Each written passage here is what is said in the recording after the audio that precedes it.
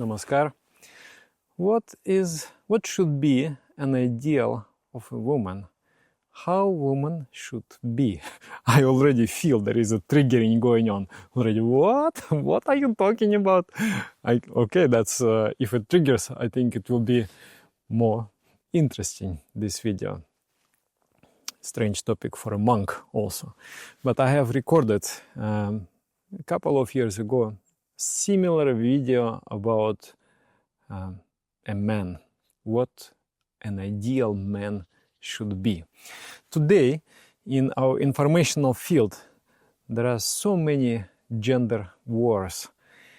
Men accuse women of being materialistic, greedy, mercantilistic, selfish.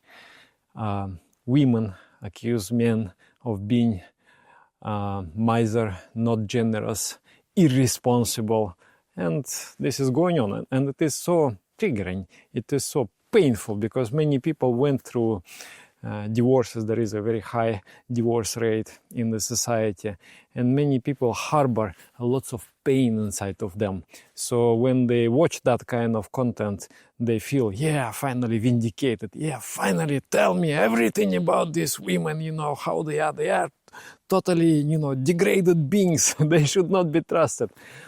In my opinion, this is not what is going to cure society. The society goes through a crisis, and we need a cure.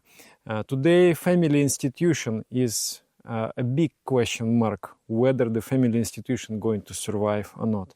And we need it to survive, because the children in the family with a single parent, father or mother, they enjoy much less opportunities in life. They're emotionally less stable. There is a high likelihood they're going to end up in prison, and so on and so on. There is a huge statistics about that.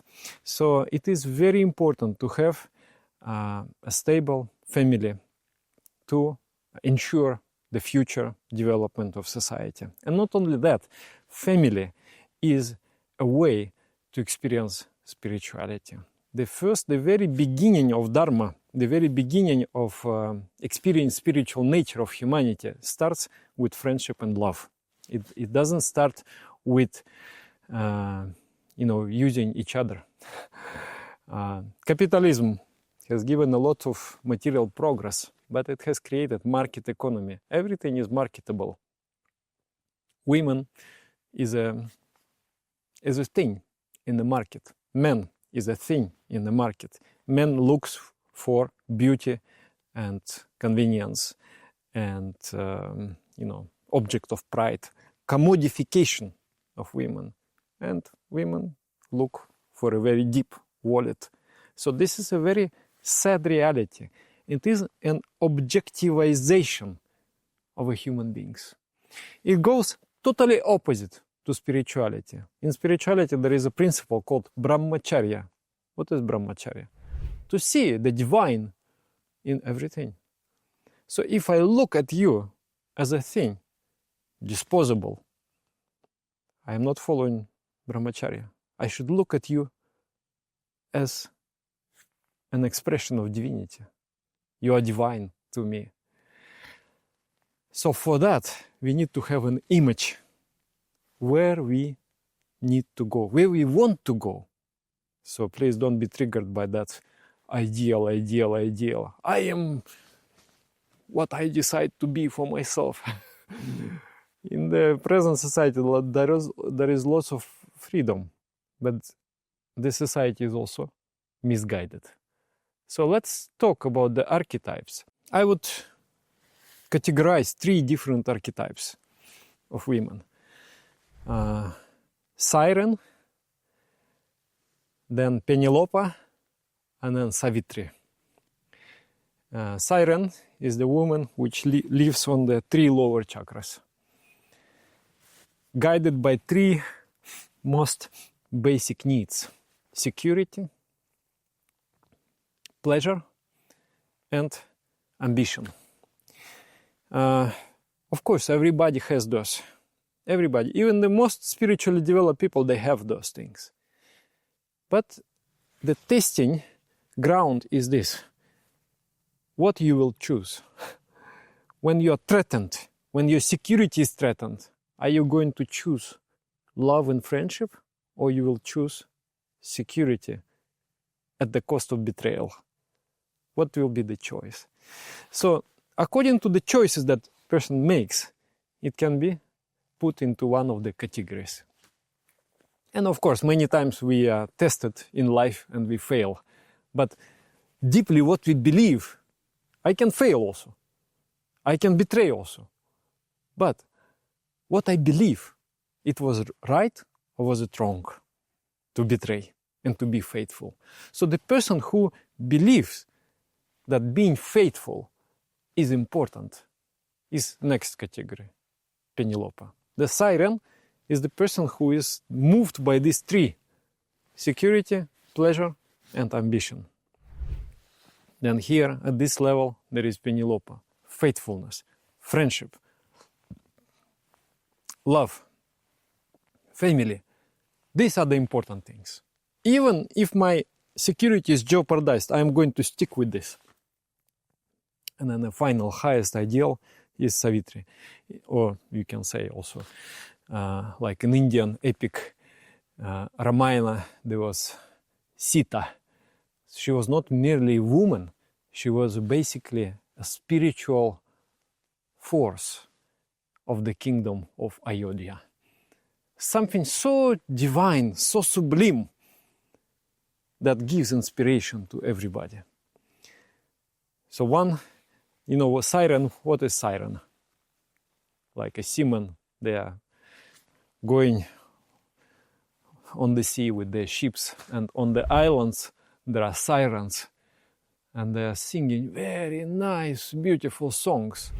So enchanting songs, if the seamen will not block their ears, they will lose their mind, and they will go towards that singing of the siren. And then the siren will catch the seaman and drag him down to the deep ocean, and then suck his blood out, and then drop the lifeless body of that unfortunate man. So are there such women in the society? Yes, there are. The gold diggers, the pleasure pursuers who destroy totally their partners. And then what is Penelope? Penelope, in Greek mythology, there was this Odysseus, and he went on traveling the world with different, adventures.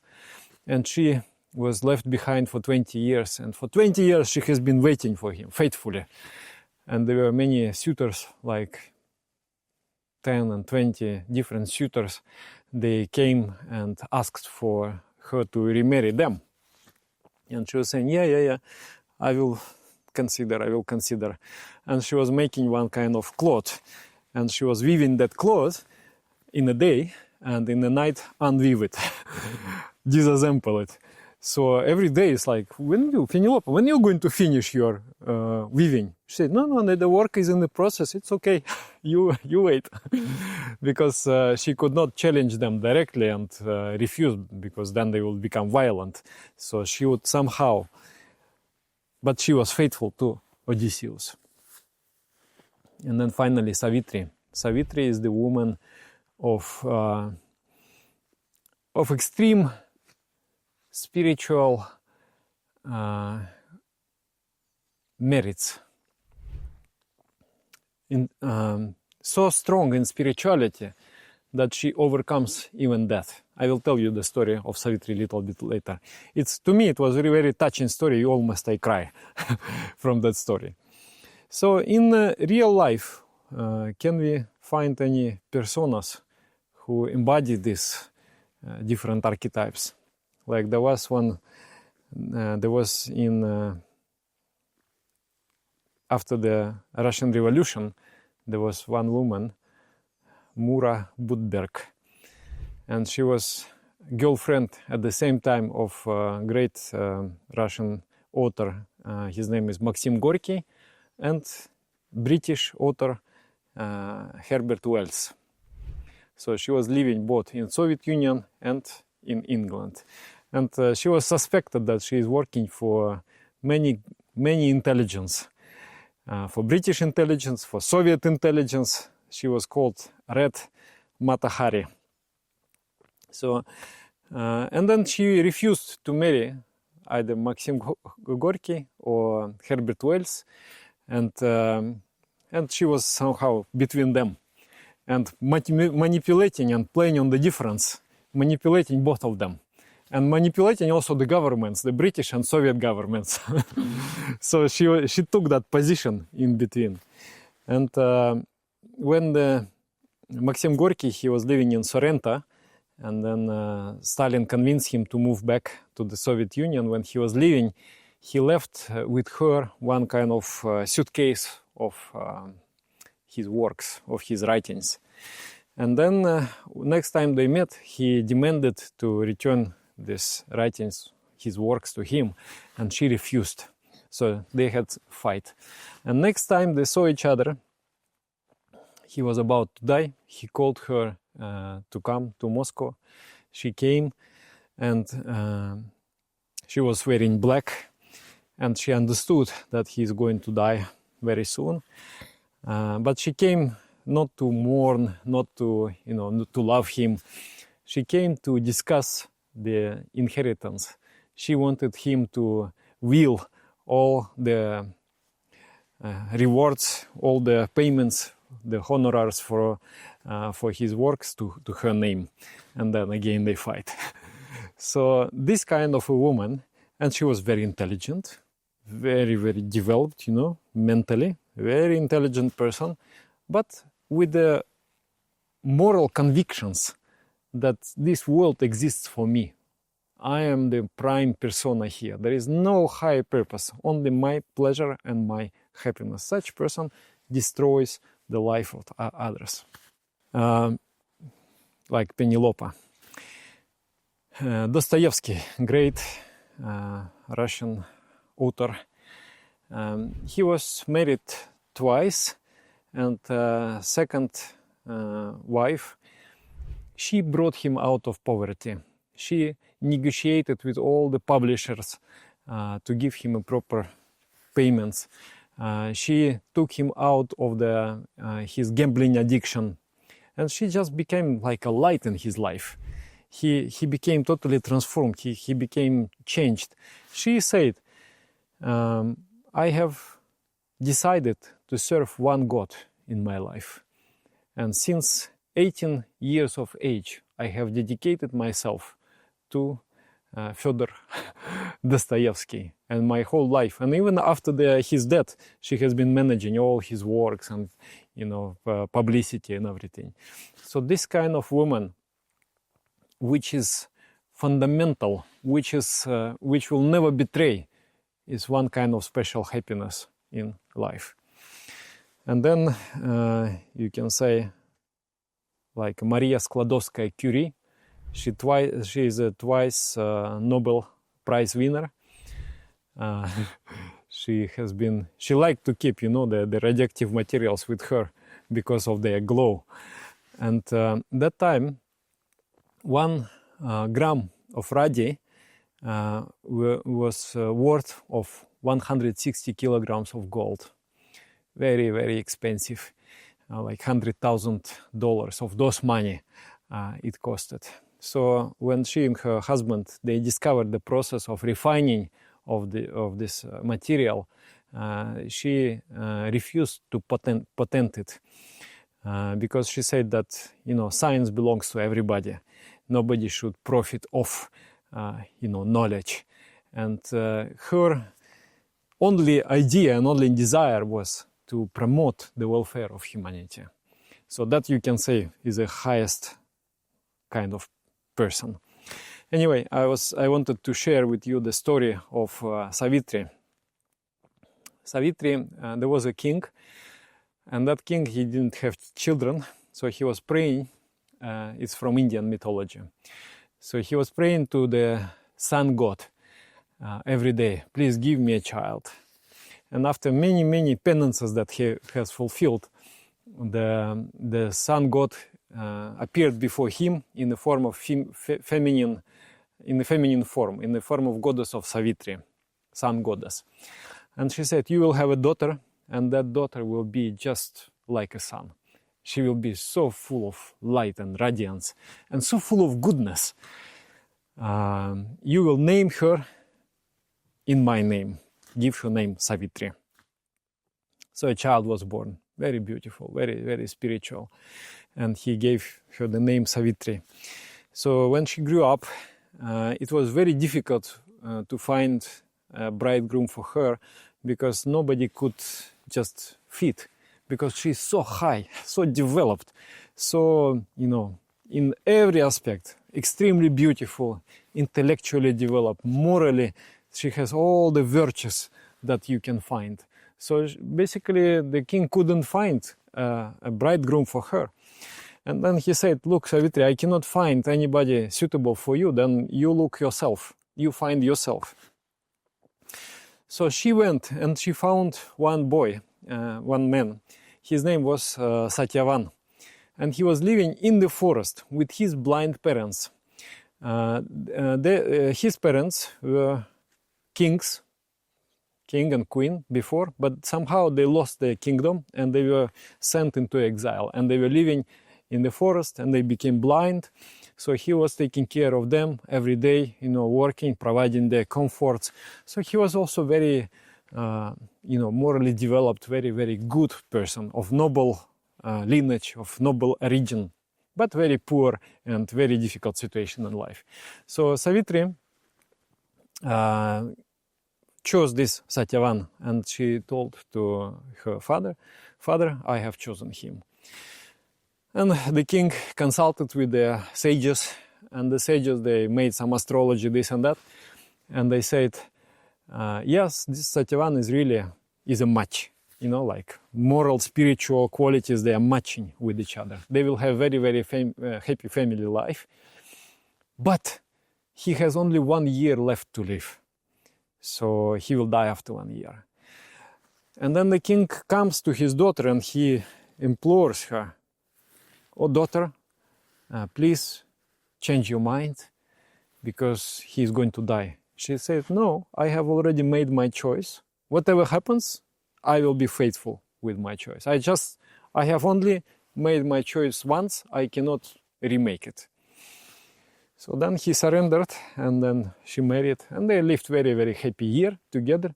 And then she started to feel that he is about to go.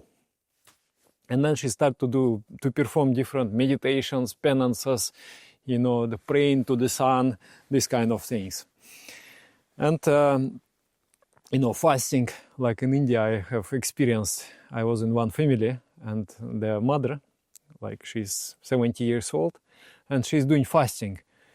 And I asked from my friend, he is the son of this woman, I said, why she's fasting? Now it's not Ekadashi, not Purnima, not Amavasya. Normally we fast for 2 times or 4 times a month. He said, Dada, she is doing some dogmatic Indian thing. I say, why? Tell me more. She is fasting. There is, this day, women in India, they are fasting for the long life of the husband.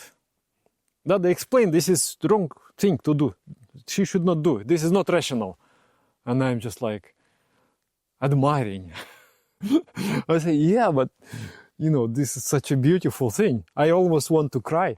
It's such a beautiful thing. And she doesn't listen to anybody. I want to fast for the long life of my husband, like penance. So this comes from Savitri. So Savitri is doing all those penances. And then one day this Satyavan, he wants to go to the forest for the wood cutting. And then she said, I'm going with you. He said, no, Savitri, why you have to be uncomfortable there in the forest? You stay in home. I will come back. No, I will come with you. So they went together. And then he was working. And then suddenly he started to feel very tired. And he said, Savitri, I don't feel good. Let me rest on your lap. And then he put his head on her lap. And then he died. So at that moment, she saw the luminous entity appears. And that luminous entity is none else than Yamaraj, the king of death, the god of death. And then he said, Savitri, I have come for your husband. I am taking him. She said, yeah, take, but I go with you there. No. Where I'm going is the kingdom of death. You are alive. You stay here. You don't come. No, I will go. Wherever my husband goes, I am also go. Okay, you walk as long as you are not tired. After as much as you can walk, then you walk. So she is walking. And then first Satyavan, then second Yamaraj, and third she. So they're walking like that. And then, she speaks about dharma, she speaks about love, she speaks about friendship, about faithfulness. So Yama became very much impressed. He became very moved inside. He thinks, wow, this Savitri is really a great woman. And then he turns to her and she said, Savitri, you're a really great woman. I want to grant you one wish. Except bringing your husband to life, one wish I will grant you. She said, okay. My, step-parents, they are blind. So make them unblind. Make them healthy again. Tatastu. Let it be so. Then again they walk. They talk about poetry, they talk about art, about the importance of subtle things in life. And again, he's so impressed, he's so moved, and he's so happy with this Savitri. He turns to her, Savitri, wish one more. I will fulfill your wish. Then she said, restore the kingdom to my step-parents. They should not suffer. You see, when he asks, she doesn't ask for herself. She asks for somebody she loves. Then again they walk and they talk about spirituality, about meditation, about, worshiping the divinity. Again, he's so moved. He said, Savitri, you are such a great woman. I really bow before you. And please, I want to fulfill your third wish. She said, I want kids. I want children. So I want many, many children with Satyavan. He said, Tatastu, let it be so. And then she said, yeah, but you're taking him from me. If he is dead, then how I will have kids? And then he smiled, first time for the eternity. Yes, Savitri, you have defeated me completely. So I restore your husband to life and to you. So that is, of course, it is a mythology, but it kind of highlights really what love and what faithfulness can do. Shiva, the ancient master of Tantra, he said, Vartamanish Vartet, this Yad Bhartureva Hitamechati Tat Kalatram.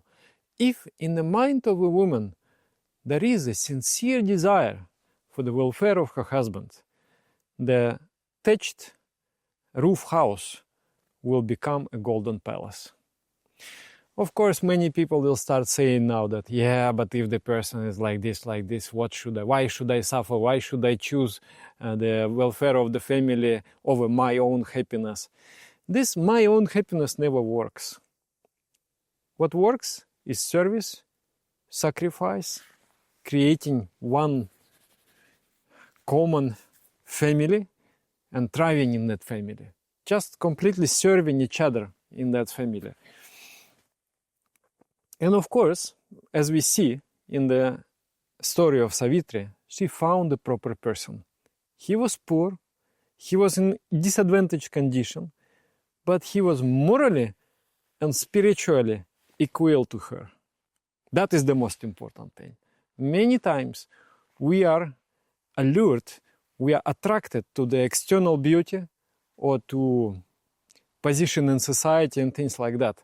But what I found, what is the most important thing, is to coincide with what we believe is right, with moral beliefs, with our spirituality. If we are similar internally, then we can be together. Otherwise, it becomes very, very difficult. I think I should record another video about how to figure out if the person is your equal or not, according to the moral and spiritual qualities. So we'll be very interested to know your opinion about all of that. And I have also recorded video about men. Don't think that I only hard on women, that women should be like that, like that. I have also recorded video about men. I will leave it in the links in the comments. You can watch also about that. So thank you for your attention, and we'll continue in the comments. And if you want this topic to explore, we can, if you ask questions, we will answer them with Didyananda Devapriya with our live stream. So thank you very much. Namaskar.